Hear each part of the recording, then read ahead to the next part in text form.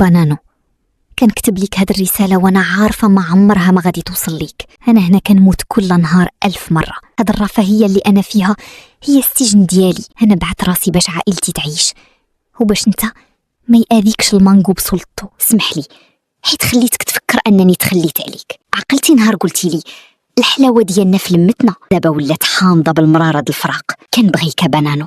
سمعي مزيان، الماضي ديالك مع داك بانانو سالة. انت دابا مراتي، والدار اللي انت فيها هي اللي غتكملي فيها حياتك. اي حاجه كانت قبل نسايها. انا من نهار زوجتك وانا كنحس براسي بحال شي وحده ما فيهاش الروح، وانت عارف هادشي. عاودي شنو قلتي؟ ايوا سكتينا. سمعي مزيان، من اليوم ما بغيتش نسمع سميتو في هاد الدار، وما بغيتش نشوفك كتشوفي لجهه الشرجم اللي كيطلع للحي ديالو. انت دابا ملكي، والماضي راه دفنتو بيديا قبل ما نجي نخطبك. اولدي دير بالك مع راسك، راه فريزيتا اختارت طريقها ومشات. هي ما اختارتش تمشي الوالده، هي راه تفرضوا عليها الظروف. شفت في عينيها نهار مشات واحد الخوف اللي ما كيتنساش.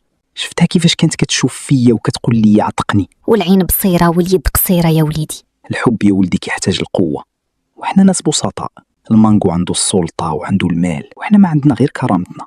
نساها يا ولدي. كيفاش ننسى وحده كانت هي السكار اللي كيحل ايامي المره؟ كيفاش ننسى اللي خلاتني نحس انني اغنى واحد في العالم وانا ما عندي والو؟ كل ليله كنقول غدا غنساك، ولكن كل صباح كنلقى صورتك هي اول حاجه كتشوف فيها. واش حتى انت كتحسي بالبرد اللي ساكن في ضلوعي؟